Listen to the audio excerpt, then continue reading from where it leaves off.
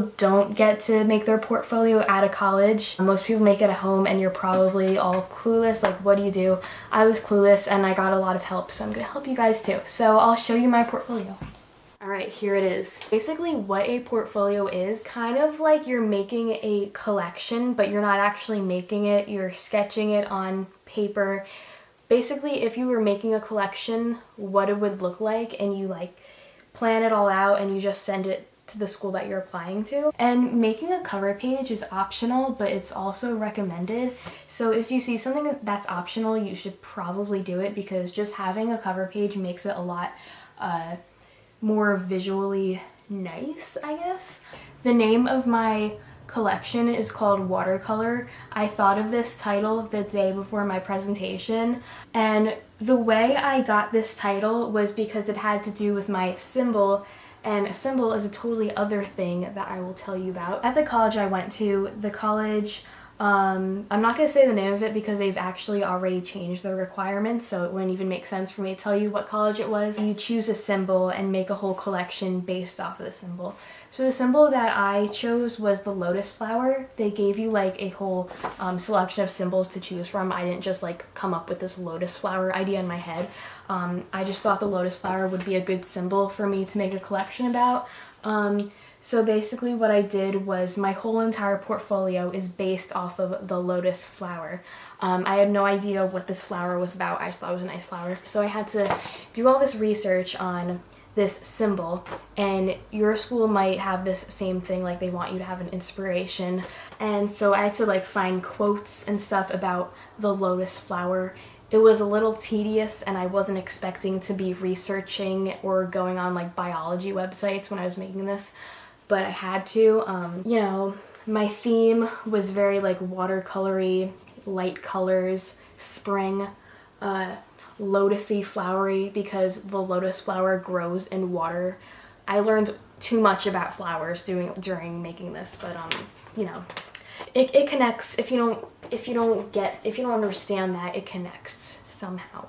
Alright, so I'll go to the next page. After your cover page, you will have your mood board. It's actually folded, so it's a little like wrinkled a little bit. This is my least favorite part of the portfolio. Even though it was fun to make, I just don't really like the result of this. So a mood board is basically a board that inspires your collection. You're supposed to look at this and you're supposed to have like some sort of inspiration of what the collection would be like, which you will see later on, because part of the portfolio is like actually drawing things. So these are just a bunch of pictures pulled together. I incorporated some fabrics in there, a few bits of clothing. You don't want to put that much clothing in the paper because it's like not original. A lot of artwork, like watercolor things. Once you have your idea and inspiration, you just find images that, you know, have to do with that. Next, on your third page, you will have a customer board. The customer board is a piece of paper made up of pictures that depicts your customer who would most likely buy something from this collection. So when I was making this, like everyone pretty much did the same type of customer, which is like a high-end young person, which was basically what the professor wanted us to do, because it's like that's probably the easiest to design for. So I just did like a young girl who had a lot of money, because then she can like buy from this collection, and she likes photography, art, and stuff. Alright, then this part took me a whole week to do. It was a 2-week course, and this next part took a while, but it's also a large chunk of your portfolio. The next part is research, and I'm kind of a little out of order right now. I'm not going to show you every page of the research because my research is about 7 pages. Research is basically notes. They make it sound nicer by saying research, but you literally have notes, or like your process of how you're designing these things in your portfolio. So for example, you will see later on that I make a dress that has to do with the scallop pattern, and the scallop pattern was inspired by the lotus flower because it has a lot of layers to it. So this is just a piece of paper of more pictures that I just printed out, but the difference from mood board and research is that research is more focused on what you want the clothing to look like. So there's a lot of like, you know, patterns that I like. You can actually even do like, you know, bad sketches on here and make it part of your research, because what they want to see is your process, not anything like set in stone. They want to see, you know, the first things that you were thinking about and how it came from like the basic idea to like at the end of your portfolio, the full-on sketch of the person. This is just one page of research, and then this is the example of like an idea that I had of a dress that I was gonna make. You can also get fabric swatches if you have ideas of what fabrics you might use. So for this one, I used a Prada image as an example, and I also wrote notes next to it, such as like, you know, colors I might use because I liked the colors in that picture. Also here you can see that I used some fabric swatches because like I really liked this shiny black material, and so I could go back to that later on when I was actually, if I'm actually making the clothes, I can go back to my research later on and be like, oh wait, I thought about that. So you can like save the fabric. So my inspiration was the lotus. And I found this picture of a dress and it kind of looked a lot like the flower. So I put notes next to it saying like the colors I like, how it like puffed out at the bottom and it was tight at the top.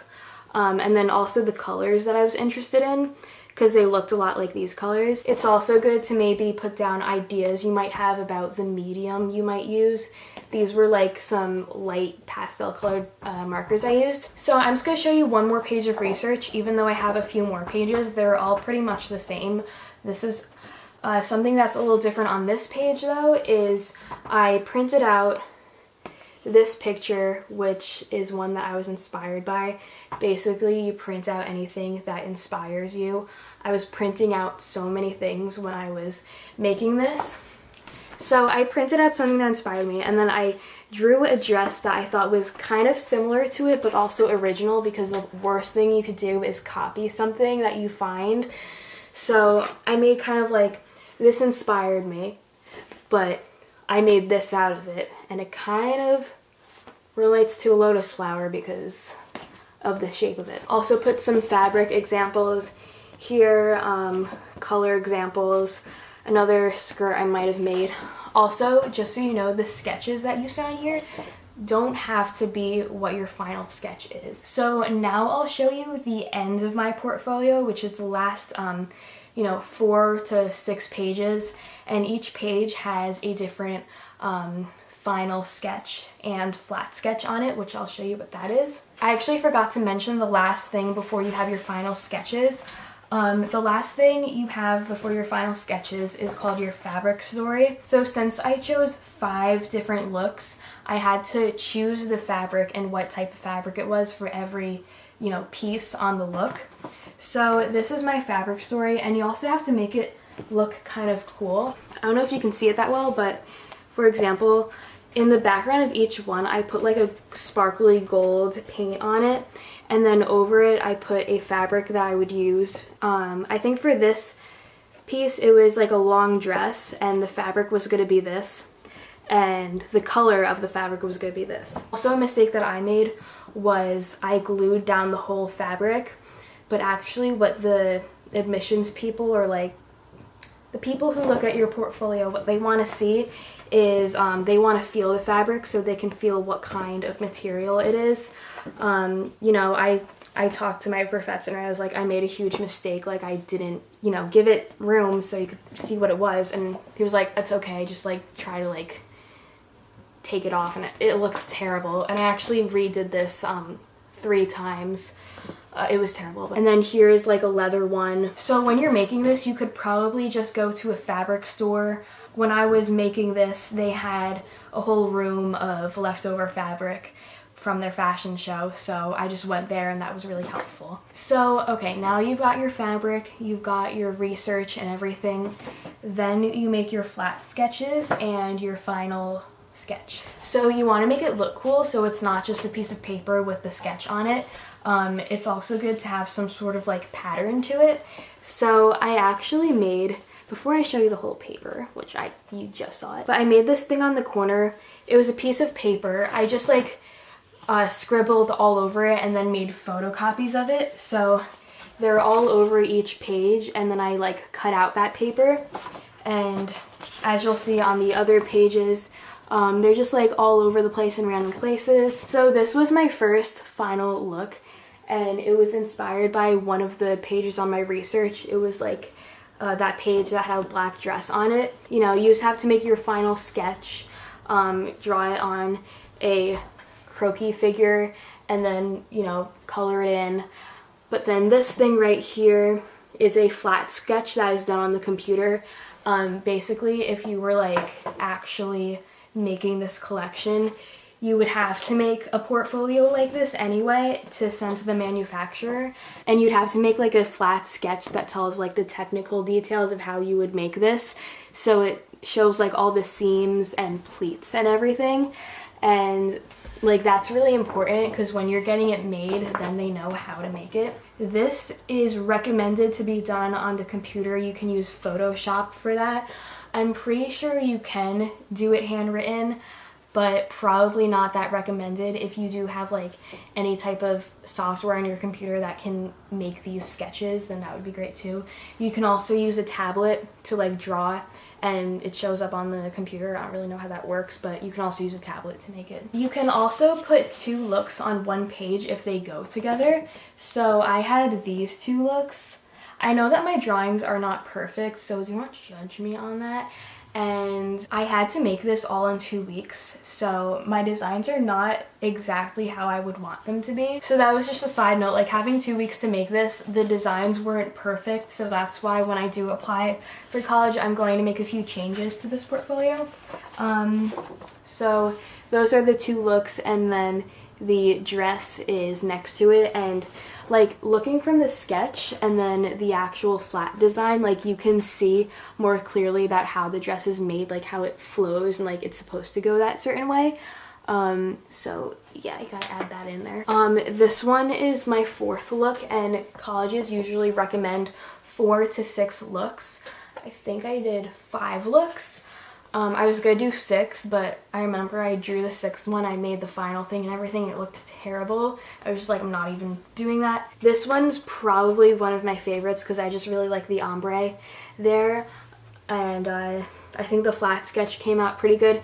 It was pretty hard to make this sketch because it was just so like, you know, detailed and everything, and since there were ruffles, I had to make those like squigglies, which the squigglies are really hard to make. My last one is like an evening gown, which incorporates like the scallops that I had in my research. And for this sketch, actually, I had to put the front and back. You usually don't have to put a front and back on your flat sketch unless there's something interesting in the back, or like something that's technical. Like if you just did the front sketch, you wouldn't know how the dress goes on. Like if you do the back, then you can see that there is like a zipper in the back, and like how it connects.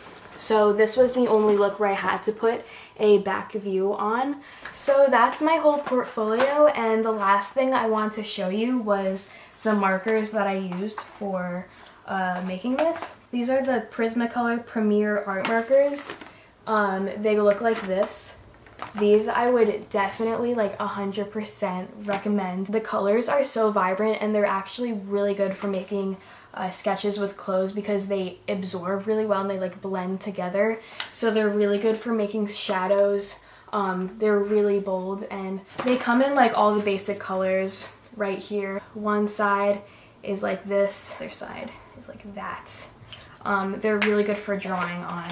So the other set of markers that were really helpful were the skin tone markers. They're the best skin tone markers I've seen, even though I haven't really seen many skin tone markers. But all right, here's what they look like. So I don't think these are the best skin tone markers because they don't really look like skin tones, some of them. Basically, when you test these out, some of them don't look like how they look right here. But if you are wondering what type of brushes these are, they are the Dual Brush Pens by Tombow. They look like this. Thank you so much for watching this video. My camera's running out of space in like 5 seconds, so I gotta go. But I'm gonna make another video soon. If you have any questions, let me know in the comments and I'll get back to you. And please like this video and subscribe. Thanks guys. Bye!